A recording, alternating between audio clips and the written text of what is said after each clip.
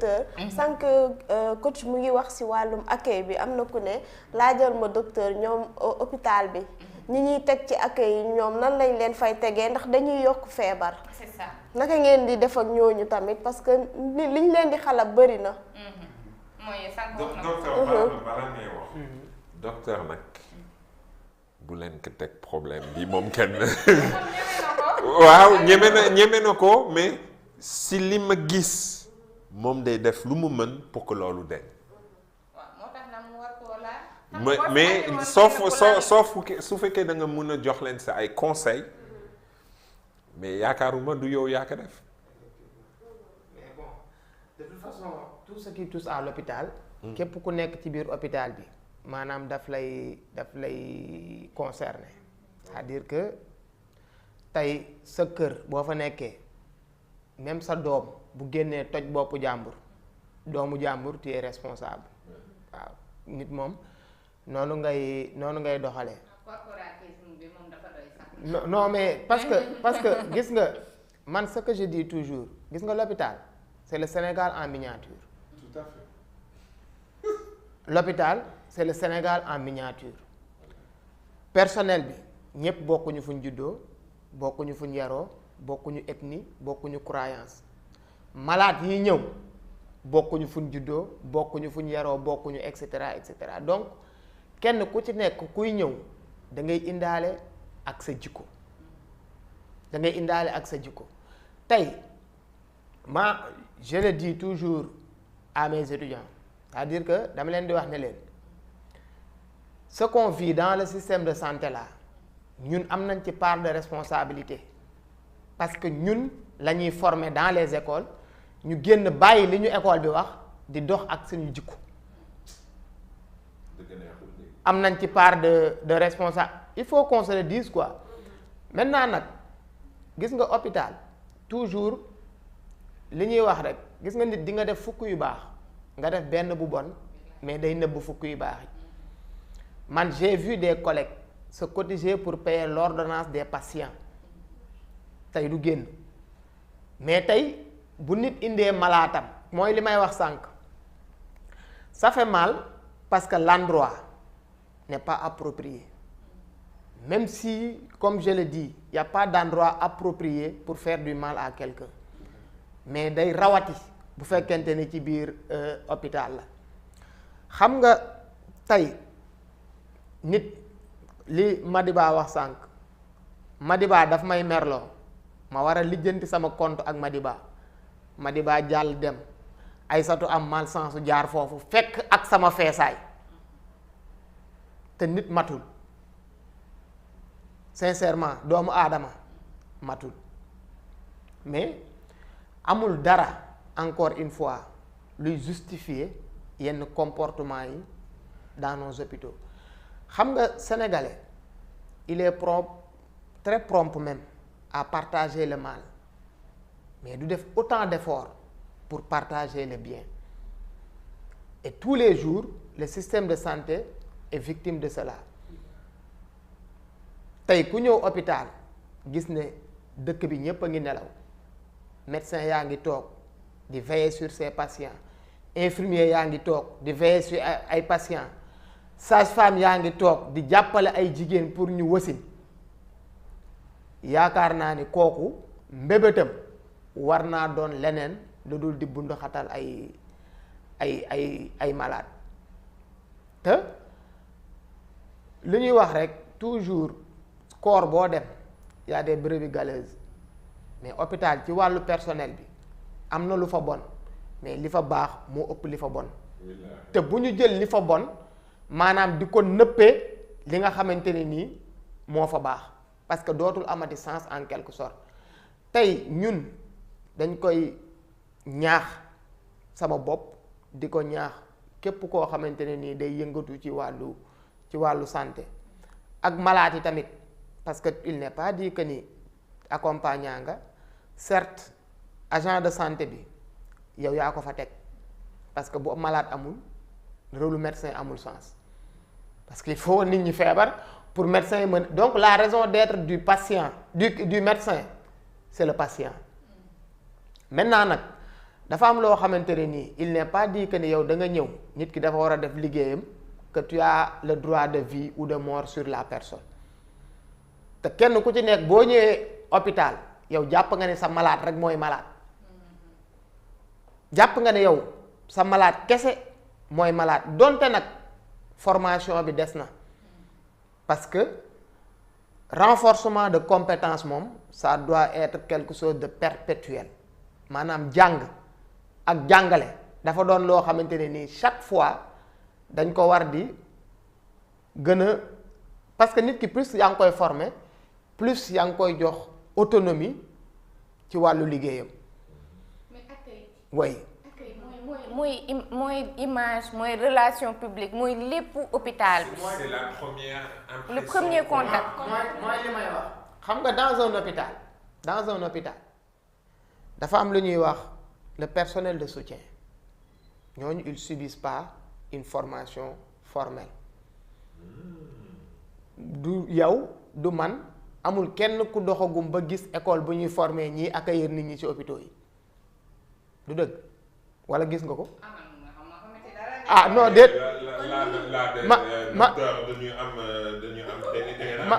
maanaam voilà mooy li may wax c'est-à-dire que toute la formation bi ñuy def dañuy recruter nit ki defal ko formation d'accompagnement pour que mu mën a dalal nit ñi xam nga. ban CV en fait. non tey booy recruter nit pour accueil c'est-à-dire que accueil orientation nekkul loo xamante ne nii ci hôpitaux yi xam nga tey am na école yuy former infirmier am na école yuy former sage-femme am na école yuy former délégué médical am na école yuy former aide-soignant mais doxagoo ba gis école buy former maanaam ñuy accueillir di orienter ci hôpitaux yi foofu laa bëgg a ñëw quoi. ñuy defuñu formation yéen bi ngeen def école yi ngeen jàll. effectivement kon kenn mën naa def benn kii commercial. léegi nag li nga bëggul wax parce que da nga baax xaritoo la quoi. da ngay c'est du copinage. non pas xaritoo bëgguma waxee foofu sax mais c'est du commercial en quelque sorte. accueil orientation c'est du commercial. d'accord bokkul ak agent de santé bi nga xam ne dañ ko former dans l'humanisme. d'accord c'est important. et puis tey yow booy dem ci hôpital tu prêtes serment balaa ngaa jot sa diplôme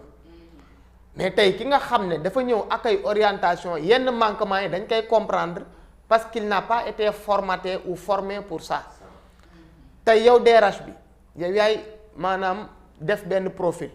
daan ne man dama soxla ay nit ci accueil orientation nga ni peut-être lii laay décliner comme critère maanaam mën nga ne ku am BTS en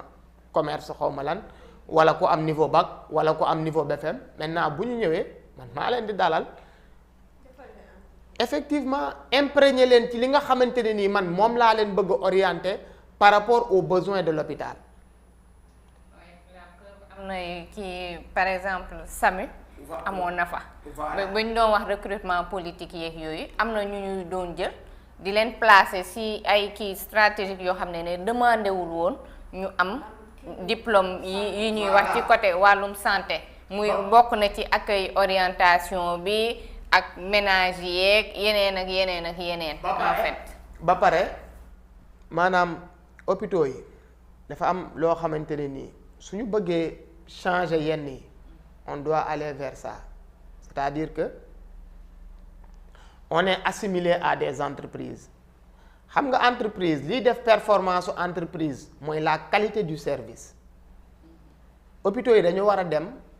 vers l'enquête de satisfaction des usagers. maa gën a xam loolu parce que ñu ngi ci fu may liggéey. tout à fait parce que tey xam nga client bi nga xam ne dafa ñëw ci hôpital bi am fa lu ko nakari. non wax nga ne entreprise la ba pare d'accord naa. non mais le terme client c'est ça qui est approprié parce que nit ki mayoo ko dafa ñëw yor xaalisam tu lui vends un service donc c'est un client tey client bi bu ñëwee ci sa hôpital fekk fa lu ko naqari soo ko mayul une vitrine pour s'exprimer ci réseaux sociaux yi la jëm mais tout à fait les boîtes à idées au moins man bu ma ñëwee gis ne Madiba mii moo ma def lu ma naqari qu'on me donne la possibilité d'envoyer une petite lettre à l'administration. Tout à fait. Ah man kat di am feedback technique. effectivement sama numéro téléphone ngi nii tel lañ ma ko def diw ak diw moo ma ko def wala fii lañ ma ko defee wala de temps en temps ñuy élaborer des questionnaires ñëw fekk patients yi fi ñu toog bu ñu defee le circuit ba pare ba génn ñu interroger leen est-ce que nan nga gisee niñ la dalale nan nga gisee maanaam est-ce que yombalal nañ la sa facturation maanaam est-ce que jaabante woo ba sonn est-ce que bi nga duggee ci hôpital bi amuloo benn problème pour xam yow sa jàngoro ci ban service nga war a dem médecin bi la dalal nan nga gisee nim la dalale nga may ko même possibilité bu ñëwee rendez-vous mu exprimer wu ci li ko indi woon ordonnance bi ñu ko bindal ak satisfaction bi mu fa jëlee te ñuy sanctionner parce que la sanction est positive bon. peut être positive comme la sanction est positive quel que soit alpha parce que xam la moo tax parce que tey ki nga xam ne daa def lu baax nga primer ko ki def lu bon nga blâmer ko dina tax ba ëllëg dina bëgg kii nga primer dina bëgg lim ci am donc c'est source de motivation xam nga récemment dinaa ko citer en exemple mooy le directeur de l'hôpital Pikine hôpital national bu Pikine bi nekk au niveau du camp militaire le mardi passé daf ma envoyé benn lettre d'invitation xam nga c'était pourquoi pour primer ses meilleurs agents maanaam tànn médecin bi nga xam ne peeram yi muy liggéeyandool ñoo désigné kii moo gën a dégourdi ci wàllu liggéey bi jël ko ci sage-femme yi jël ko ci infirmier yi jël ko ci personnel de support bi jox leen ay cadeau ba pare dajale le personnel jox leen ay billet Makka mais man mi nekk di liggéey ak sama nawle ñu bokk les mêmes prérogatives ren ñu woo ko ci kanamu ñépp daat ne man kii moo ma gën a farlu ci wàllu liggéey bi su ma dee gor source de motivation la pour man source de motivation là pour man. En fait, vous ne croyez pas en l'échec, vous croyez que l'erreur permet de grandir, de s'améliorer. Tout à fait. Mais c'est le changement de mentalité. Parce que gis nga tey am na loo xam ne da nga koy def tu incites les autres à copier le bien. L'incitation par l'exemple. Effectivement il faut que hôpitaux yi maanaam privatisation boobu autonomisation boobu ñu leen jox ci wàllu gestion il faut que ñu assimiler ko à une entreprise. xam ne ñi nga xam ne dañ fay ñëw ils viennent pour acheter un service donc l'hôpital a l'obligation de vendre des services de qualité te tey l'œil externe moo la mën a wax li nga xam ne yow mi fay yeewoo di fa xëy tous les jours mënoo ko gis parce que man maa ngi xëy hôpital mais fajoo ma fa tey man peut-être su ma feebaree j'ai la possibilité d'aller chercher un médicament à la pharmacie wala ma gis sam benn copain mu consulter ma bu dee spécialiste la donc tey am na loo xamante ne nii man même bu may liggéey hôpital mais mënuma ko fi gis ki jëflanteeg service bi moo ko fa mën a gis pour nga corriger nag il faut donner la parole à ces gens-là. Aux utilisateurs. Tous effet même bu dee les utilisateurs sont représentés au niveau du conseil d'administration. Mais c'est pas tous les usagers qui ont accès aux représentants des usagers pour mën a wax li leen naqari ci hôpital bi. Et puis ku nekk sa expérience. Tout à fait il faut qu'on prône cette gouvernance de proximité gis nga am na benn influenceur patriote bu ñuy wax Momo doomu dëkk bi dama koy citer il a fait une vidéo ci benn agent bu nekk au niveau du service d'accueil toujours au niveau de l'hôpital bu Pikine Momo dafa wax ci vidéo bi wax traitement bi ko agent boobu réservé mu kontaan ci lool parce que papaam la àndaloon ñëw ci hôpital bi ni ko femme bi taxawoo te pourtant xamu leen mu sedd xolam mu def témoignage ci moom j'ai pris la vidéo envoyé ko le directeur de l'hôpital mais on l'a partagé ci biir page hôpital bi benn femme moo ñëw dagg xawma ñaata mètre jasner ñoo may ko femme bi directeur dafa primer femme bi pour lan mais susciter les autres là de faire effectivement xam nga tey nit ki dañ koy fay pour muy def liggéeyam mais primé par l'exemplarité dafa baax pour ñeneen ñi en fait parce que gis nga suñu hôpitaux yi ñi fay liggéey ils sont pas descendus du ciel suñu ay frères lañ suñu ay sœurs lañ ci famille yi lañu juddoo ci famille yi lañ yoroo ci famille yi lañ màggee c'est une question d'éducation ça n'a rien à voir avec maanaam agent de santé la wala docteur la wala nangam la wala nangam la. am na ñoo xam ne tamit service minimum la ñuy def maanaam minimum bi lu mënta ñàkk. waaw xool nga yaa ngi sourire waaye xam nga li may wax. en fait te ni primé bi day tax ba nit bi surpassé wu aussi. xam nga toujours mooy li may wax ça c'est l'administration sénégalaise boo seetloo nit ñi dañuy liggéey dañuy xëy si mais liggéey si wuñ y a une différence. nit ñi dañuy mais c'est-à-dire que dans nos entreprises publiques dans nos administrations publiques nit ñi dañuy xëy si mais liggéey si wuñ. waaw très bien tey da ngay gis koo xamante ne nii day ñëw dans son bureau toog sumi vestam wekk ci chaise bi xam nga ñépp xam nañ ne xëy si na. waaye di def lu ko fa andi. effectivement tey da ngay ñëw di ko seet ñu ne la noo génn na nga toog 30 minutes di ko xaar fan la dem kenn xamul. wala ñu jël pause normalement 1 heure de temps ñëw 2 heures après. effectivement parfois même da ngay dem jël ko exemple ci mairie tey booy lijjanti extrait de naissance tu perds ta journée. extrait de naissance benn signature casier judiciaire boo ko soxlaa tu perds ta journée. hôpital da ngay ñëw par exemple nit ñi xëy si 9h30 8h30 maanaam midi ñépp a ngi salle de garde toog ak ay tànk. c'est le médecin qui le dit. pourtant liggéey si nañu ñépp xam nañ ne mais en quelque sorte dañuy ñëw ray temps bi seen heure wàcc jot ñu ñibbi mais li ñu war a def exactement concrètement duñ ko def duñ ci ne waxuma ko parce que